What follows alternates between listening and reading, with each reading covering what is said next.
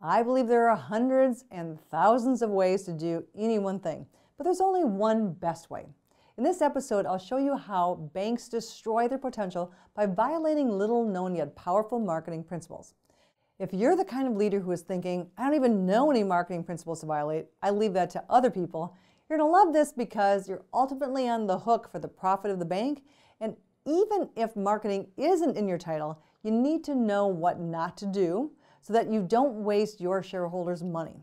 If, on the other hand, you are nailing it and bringing in every one of your targeted top 100 most profitable next customers, and you can't close the business fast enough, and nobody asks you how to match a rate, you know there's even more for you, so sit tight.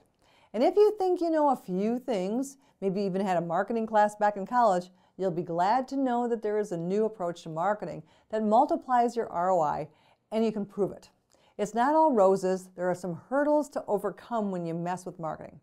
First, when you try to make changes and you start cutting out things that have a negative ROI, you can't prove ROI. Employees will jump all over the marketing team thinking they're not doing anything, when in fact, they're doing what works. Second, you have a marketing team who has been doing their things for decades, and they're not excited when someone who comes in from an econ or finance background tries to explain that you need different marketing to attract customers that will make the bank safer and more prosperous. You may get the how dare you look. Not their fault. They were taught this way. Hey, people used to believe the earth was flat. State of art changes.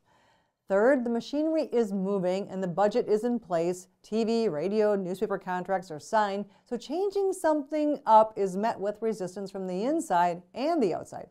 Almost every bank has anywhere from one to all of these three issues. I'm now going to give you some marketing principles that don't work and steps to rectify them so that you can get some dramatically different results in a few short weeks. Step 1, go where the big fish are biting.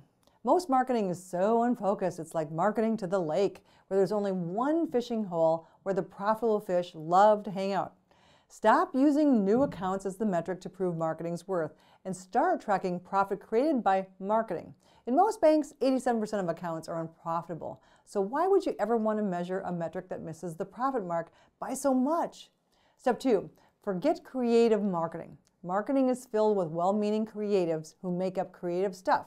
Instead of a creative team, why not build a profit team in marketing? One that's focused on identifying, targeting, and warming and landing a few A-plus clients who can double your profitability in a few years. Sound crazy? It's not even close. Most community banks' top 100 most profitable customers account for 50 to 120% of their profits. Yet almost no one is using a laser-focused process to go get more just like them. That's certifiably crazy. Step 3, put down the shotgun and pick up a marketing rifle. Stop almost all marketing that's not one-to-one. If it isn't targeted to the prospect specifically and they aren't one of just a small group of highly valuable prospects, stop it. You're wasting the shareholders' money. Not nice. Again, don't go blaming your marketing people. The marketing schools are still teaching this approach. Did you ever meet a marketing professor who had to do payroll or think about profits? That's the problem. So now 3 steps. Identify the fish where the most profitable customers are and ignore the rest of the lake. Then focus your team on targeting them and warming them. Finally, since you're only really focusing on 100 of the very best prospects, you can give them some nice one-to-one attention.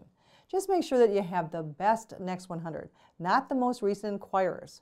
By doing this, you can build safety and bring profits and sustainability to your bank.